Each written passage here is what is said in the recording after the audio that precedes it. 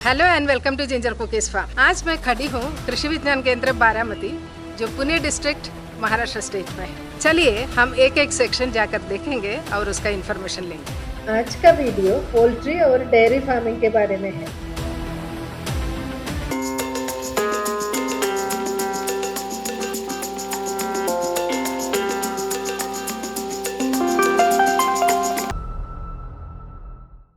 KVK के poultry section के hatchery section में खड़े हैं हम। हमारे साथ है डॉक्टर श्री कृष्ण खंदारे। नमस्ते। आप यहाँ पे पोल्ट्री सेक्शन के हैचरी सेक्शन में है। यहाँ पे आपको हैचरी प्रोसेस कैसा होता है, चिक्स कैसा निकलता है, यहाँ पे ऑटोमेटिक इंक्यूबेटर मशीन से वो मशीन में अंडा कैसा रखना देता है। यहाँ पे पूरे सेक्शन है, वो सेक्शन 1 by 1 आप इंट्रोड्यूस कर सकते हो। This is the first section. यहाँ पे एग्स क्लीनिंग एंड ग्रेडिंग किया जाता है। उसके लिए 4 ml B94 लिक्विड है, उससे वो क्लीन कर सकते हैं। उसके बाद में जो अंडा है वो एक यहाँ पे ऐसे ग्रेडिंग किए वाले रखते हैं, और उसके बाद में जो ये अंडा ग्रेडिंग करने के बाद जो फ्यूमिगेशन चैम्बर है, वो चैम्बर में पोटेशियम परमानेंट और ADML वो 100 क्यूबिक मीटर में वहाँ पे रख सकते हैं। उसके बाद में एक कोल्ड स्टोरेज, यहाँ पे अंदर कोल्ड स्टोरेज रूम है। उसका टेम्परेचर साधारण 14 to 80 डिग्री सेल्सियस, ह्यूमिडिटी 70-75, और उसका एक जो ड्यूरेशन स्टोरेज करने का है 7 डेज, 5 to 7 डेज। उसके बाद में वो निकालेंगे वहाँ से। ये AP पोल्ट्री इक्विपमेंट मशीन है, हाईटेक इक्विपमेंट से टोटली यहाँ पे ऑटोमेटिक सिस्टम है। उसमें टेम्परेचर और ह्यूमिडिटी मेंटेन किया जाता है। तो टेम्परेचर मैक्सिमम आपको 99-96 डिपेंडिंग अपॉन क्लाइमेट चेंजेस की वजह से आप कर सकते हैं, और ह्यूमिडिटी उतना मेंटेन करना चाहिए। उसके ऊपर नीचे होगा तो हैचेबिलिटी, जो एग्स निकलता है उसके ऊपर डिफेक्ट हो जाता है, हैचेबिलिटी कम हो जाता है। 1% भी टेम्परेचर रिड्यूस हो गया और ज़्यादा हो गया तो टेम्परेचर जो चिक्स निकलने वाले हैं उसके ऊपर कम निकलता है। सो ये ऐसे टाइप से एग सेट किए जाते हैं। इंक्यूबेटर ट्रे बोलते हैं। वो इंक्यूबेटर ट्रे में जो पॉइंटेड एग है वो जो ऐसा रखा जाता है, और जो अपर एंड है इसका रॉड रहता है, उसपे एयर सैक रहता है, उसमें से निकल दे सकते हैं। और ये जो मशीन ऑटोमेटिक रोटेट होता है, क्योंकि उसके जो एम्ब्रियो डेवलप होता है तो वो मैक्सिमम मूवमेंट रहता है। मूवमेंट रहे तो ऑक्सीजन पास हो जाता है, तो डेवलप हो जाता है।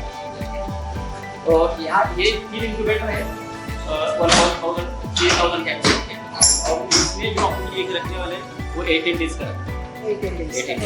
उसके बाद 18 डेज खत्म करने के बाद अब दूसरा इंक्यूबेटर है, वो इंक्यूबेटर चैम्बर हो गया। उसके बाद में ये जो हैचर सेक्शन, इसमें हैचर मशीन रहता है। अभी ये निकालने के बाद यहाँ पे वो 18 दिन के बाद वो जो 3 दिन यहाँ पे रख सकते हैं। ये ऐसे अभी चिक्स निकलने वाले हैं।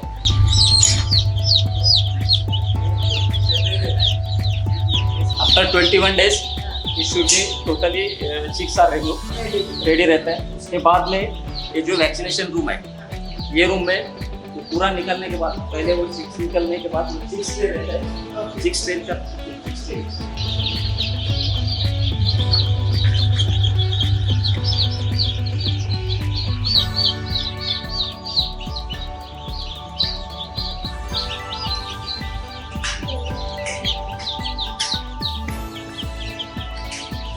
ऐसे निकलने के बाद चिक्स यहाँ पे रहते हैं सर, ये चिक्स ट्रे बोलते हैं।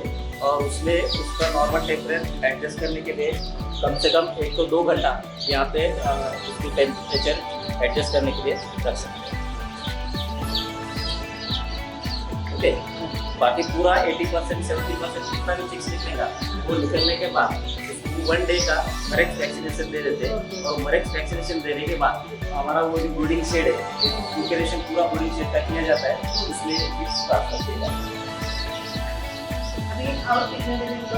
अभी 2 दिन आज ही निकलेगा शाम। तो ये पेरेंट सेक्शन है। ये पेरेंट सेक्शन में अपना अंडा कलेक्शन करते हैं। अंडा कलेक्शन करने का 3 टाइम होता है, मॉर्निंग और आफ्टरनून और इवनिंग। कलेक्शन करने के बाद वो अंडा अपन हैचरी में ले जा सकते हैं। वो जो आपने देखा अपने ग्रेडिंग सेक्शन, वहाँ पे ग्रेडिंग करके फ्यूमिगेशन करते फिर वो इंक्यूबेटर में लग सकते हैं। सर चिक्स को मतलब वहाँ से जो लाके बड़ा होते हैं पेरेंट सेक्शन, इन लोगों को खाने को क्या देते हैं? खाने को उनका सेक्शन वाइज फीडिंग रहता है। छोटे एज में जो रहता है ब्रूडिंग सेक्शन बोलते हैं उसको। ब्रूडिंग सेक्शन में प्री स्टार्टर बोलते हैं, उसके बाद में देसी स्टार्टर है, उसके बाद में ग्रोइंग फीड है, और जब अंडा मुर्गी में अंडे में आ जाता है उस टाइम उसको लेयर फीड दे जाता है। 3-4 प्रकार के फीड रहते हैं, उसके एज अनुसार से वो फीडिंग दे सकते हैं। 21 डेज के बाद हैचरी में जो चिक्स निकलते हैं वहाँ पे पूरा वैक्सीनेशन किया जाता है मरेक्स का 1 डे ओल्ड का। उसके बाद में वो चिक्स अपन ये ब्रूडिंग सेक्शन में चिक गार्ड बना के वहाँ पे ट्रांसफ़र कर जाते हैं। उसमें भी इलेक्ट्रिक कूलर, चिक गार्ड और हीटर कंडीशन में वहाँ पे रख के उसका टेम्परेचर मेंटेन किया जाता है। केवीके के गोट सेक्शन में खड़े हैं। यहाँ पे जो ऑस्ट्रेलियन बोर जाति की ब्रीड है, तो उसका जो एम जो उद्देश्य है वो ब्रीडिंग पर्पज़ के लिए यूज़ किया जाता है। ये ओरिजिनल जो ब्रीड है ऑस्ट्रेलिया में रहता है, तो उसका जो ब्रीड है वहाँ से लेके फिर यहाँ पे रियर कर सकते हैं।